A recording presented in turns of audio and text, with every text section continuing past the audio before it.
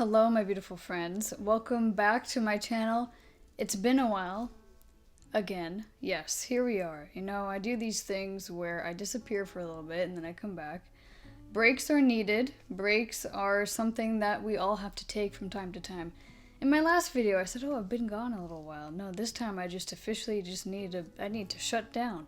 I need to shut it down, do my own thing, focus on my life, focus on myself. I was starting to feel a little burnt out, so I took a step back from my platform.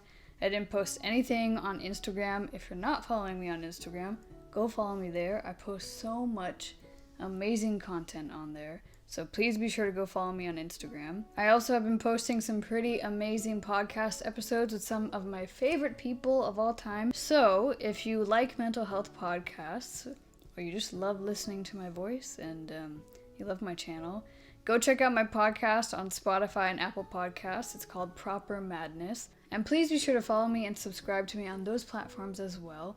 And rate it. If you rate it and leave a little review, hopefully a positive one, it means a lot to me and it sends my podcast out to more people actually.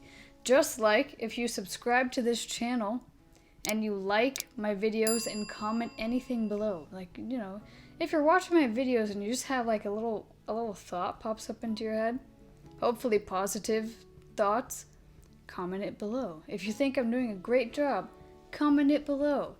If you have a video idea that you really want me to do, guess what? Comment it below.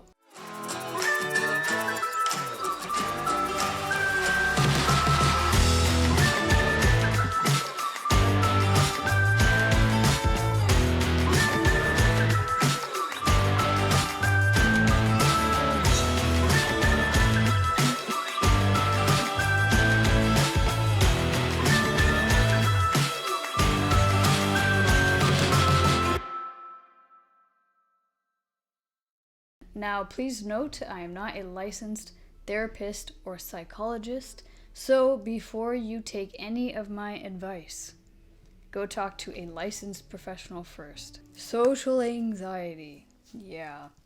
There was a time in my life where I would never look anyone in their eyes, never in their eyeballs. I would look at the ground, I'd look at their nose, I'd look at their nose and then overthink that I was thinking that I was looking at their nose and maybe they were like, oh my god, is she looking at my nose?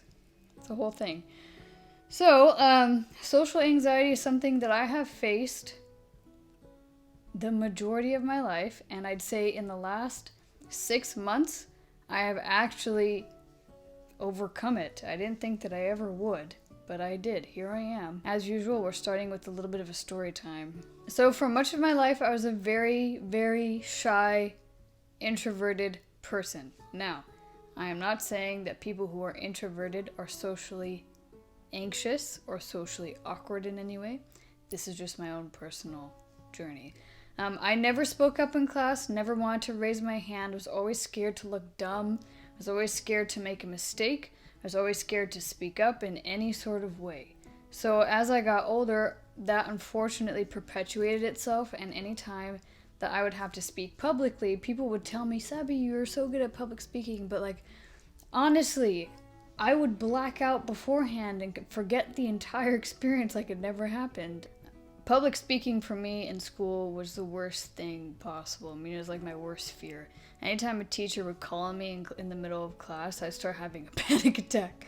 And I wouldn't know the answers.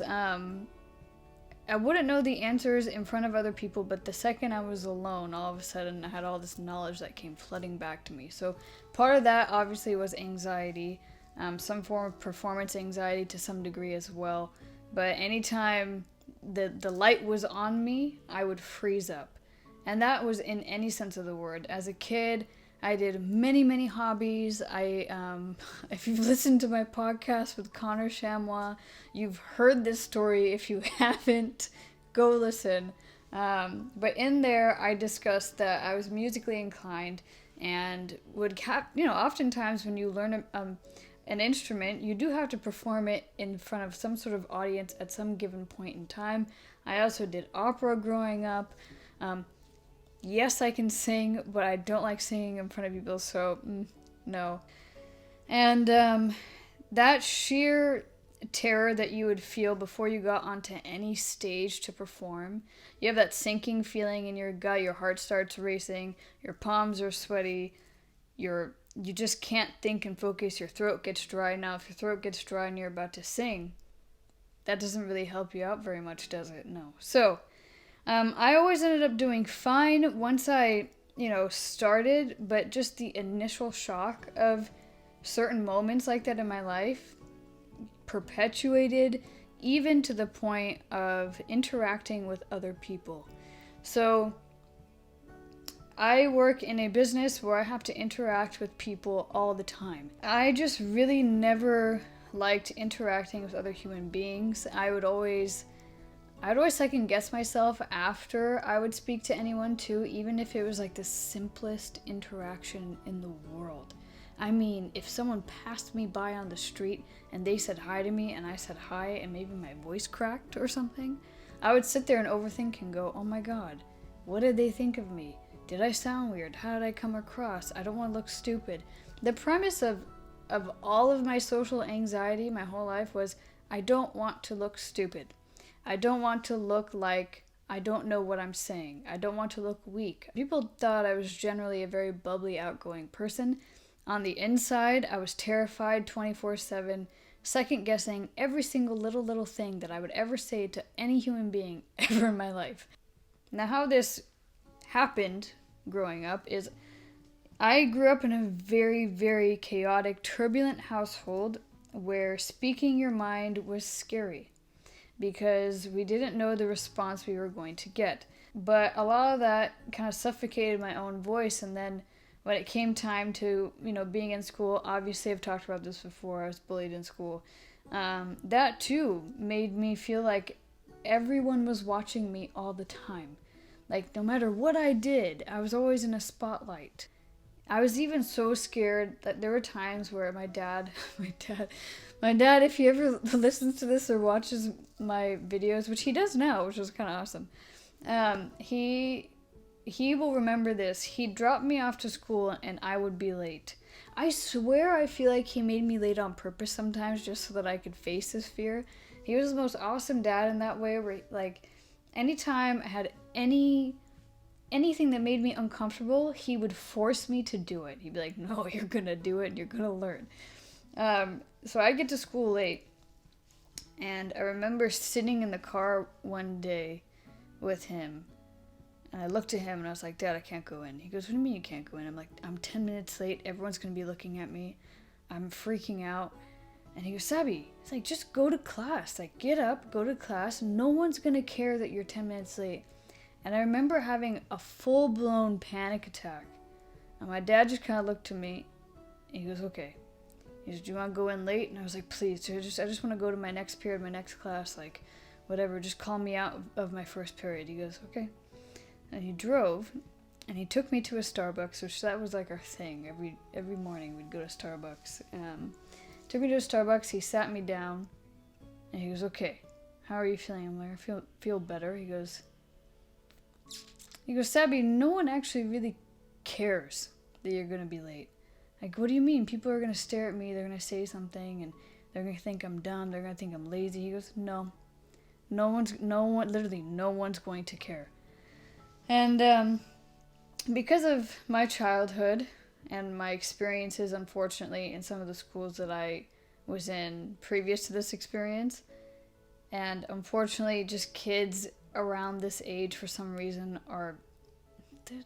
they're mean, and they like to nitpick everything that you do and say because they're bored with their own life, you know what I mean? So, when my dad gave me this advice, I stopped and I looked at him. I go, really? No one cares? He goes, no one cares. He goes, you're late? Who cares? He goes, did you do anything embarrassing? Your shoes untied? Did you trip and fall? Do you have a mess all over you? I go, no. He goes, well. So I went back to school that day. And then I think a week later again, I was late. And my dad just looked at me and he was like, okay. So I got up, I walked into class. Yes, everyone stared at me. But they didn't stare at me for that long. It was like 2 seconds. They looked at me, And I walked into class and sat down. Then the teacher obviously said something. Oh, so be here, you're late. It wasn't as scary as I thought. It's like I was scared that I was going to get told that I was dumb or stupid or something again. And that was my fear. My fear was being told that there was something wrong with me. From that point onwards, the rest of my life, I really struggled with social anxiety. Parties. Lord. At parties, you could not catch me going up to a single person first. I'd be a total wallflower. I'd be sitting back waiting for other people to introduce me to other people. I'd go to a little bit of a corner. I would never be able to walk in anywhere new alone ever in my life. Any activity that I ever wanted to do that was new, I didn't want to do alone. You could say that's a little bit of codependency as well, but it was mostly, I was just obsessed with what other people thought of me 24/7. In the last 6 months, how I've kind of overcome this is, oddly enough, at the gym. The gym is my safe space. The gym is the place where it feels like a second home for me. So there came a point in time where a lot of people were making comments like, oh, you seem so reserved. You seem like, you're very shy, very introverted. And I'd stop and look at them and be like, no, I know I'm not. I know I'm not shy and introverted, which, by the way, being shy and introverted are not the same things. They're completely different things. But those labels that were thrown upon me made me angry because I knew myself the most. I knew how I was to the people that I was closest to. I knew how I was in environments where I felt very comfortable. At the gym, I would never talk to anyone ever. I mean, ever. I'd go in there, do my workout, not make eye contact with anyone. If anyone was looking in my direction, I'd start freaking out and go, oh my God, am I wearing pants? Did I forget to put pants on this morning? What happened? I'd have so much anxiety of people just noticing me. So at the gym, what I would do is I just started testing certain situations a little bit at a time. What I started to do is, if I noticed that there was someone I might want to be friends with, like a girl in the locker room, and I really liked her outfit or the shoes that she was wearing, I would tell myself, you know what, mentally, not out loud. Okay, don't say this out. I mean, you can say it out loud. It's your life. It's your journey. You do what you gotta do. But mentally inside, I would tell myself, listen, if I compliment this girl and she's super silent, standoffish, and a little, bitchy towards me, that's not my problem. That's her problem. I'm just trying to be nice. So I would look at this girl and be like, wow, I really like your leggings. Literally 9 times out of 10, the girls that would respond back, it would start a conversation.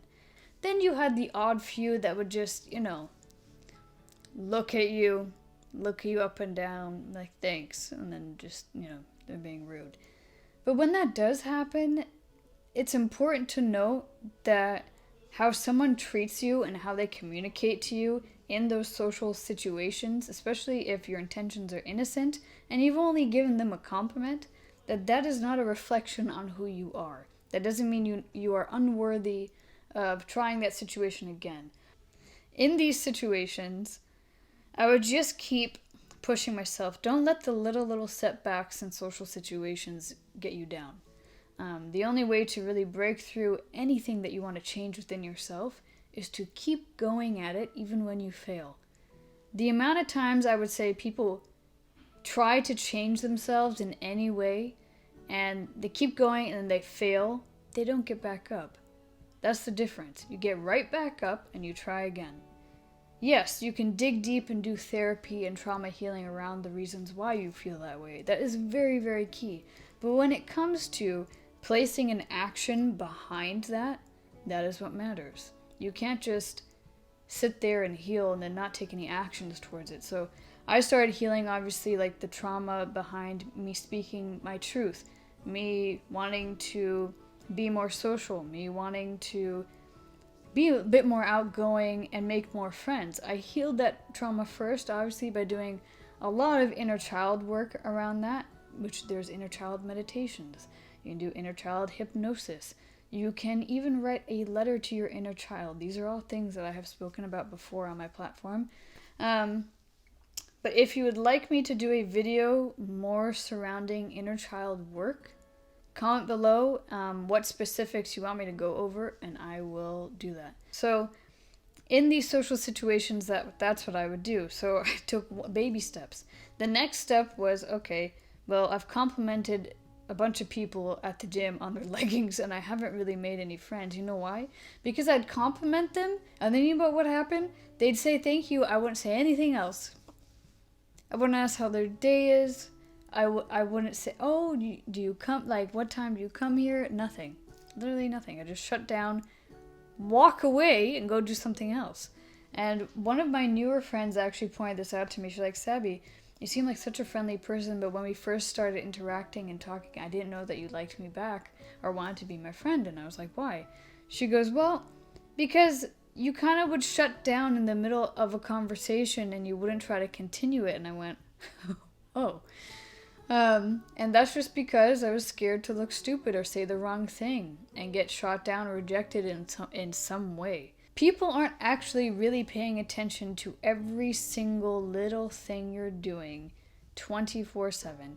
Everyone is so self-involved in their own little storylines, their own little movies that are happening in their day-to-day lives, that they are not focused on the little bead of sweat that's sticking on your forehead as you're talking to them. I mean, think about it. Are you really genuinely watching anyone else like an absolute hawk?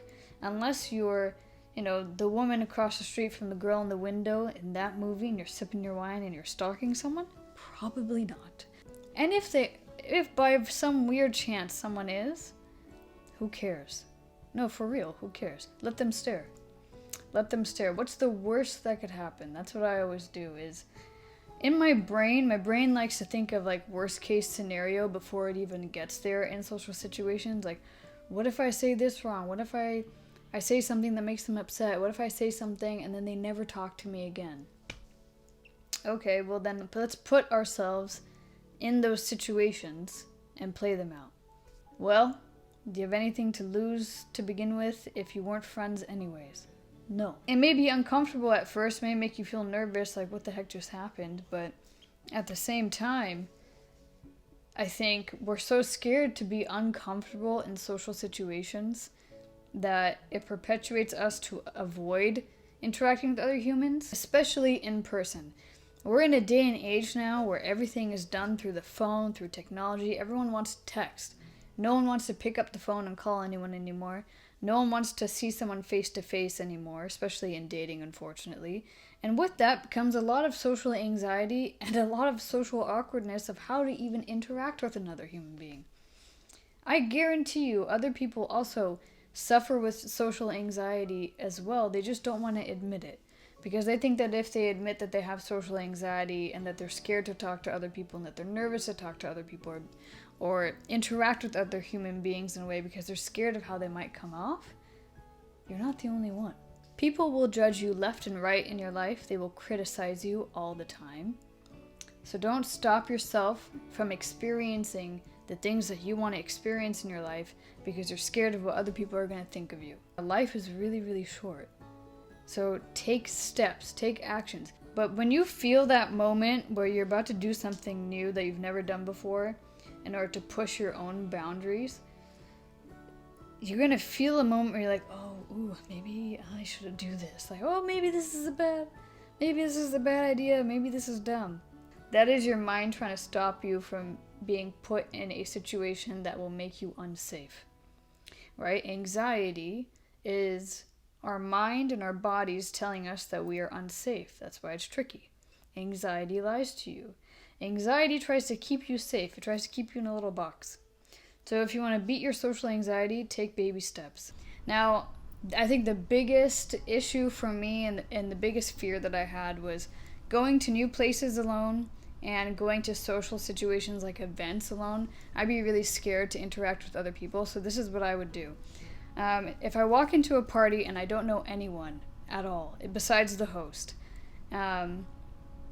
instead of sitting back and just being a little wallflower and watching everyone and letting people come to me, I would find someone else who was also alone, grab yourself a beverage. It doesn't have to be alcoholic, it can be water. That's actually a pretty good way to not feel awkward, like you're just kind of walking around with like nothing in your hands or with your arms crossed, just like staring at people. Grab a beverage of some sort and walk over to someone that's also alone and just say, hey, I'm so and so. Who do you know here? How do you know the host?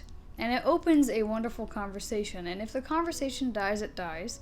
Then all you say, like I said in the beginning, is, well, it was so great to meet you, and I'll talk to you later this evening, or whatever. And then you move on. And I understand that sometimes our anxiety may cause us to think or believe that situations might be a lot greater than they actually are in reality. Yes, your emotions are valid. Yes, your social anxiety is valid. But just know that every single situation that you are faced with is new. It's not the past. You're not in the past, and you will never be in the past. Each second that we have is brand new, and it's your choice and in your hands to do something with it, to make it better in some way, to rewrite the past that you think perpetuates your future. That is all I have for you guys today. Hopefully you enjoyed that video and it helped you. If you suffer with social anxiety as well, or you have any tips or tools, knowledge or guidance that you'd like to share with anyone else, please feel free to comment them below. Let us know what you do to beat social anxiety. What are some of the steps that you take? And if you enjoyed this video, which I really hope you did, then please subscribe and follow me on Instagram and on my podcast, Proper Madness, and hit the bell notification so you're notified of when I upload videos next.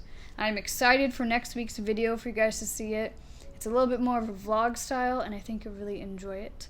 I touch upon a lot of changes that I have made recently. Other than that, remember, you have to get through the eye of the storm to see the clear day ahead. Thanks so much, guys, and I'll see you next time.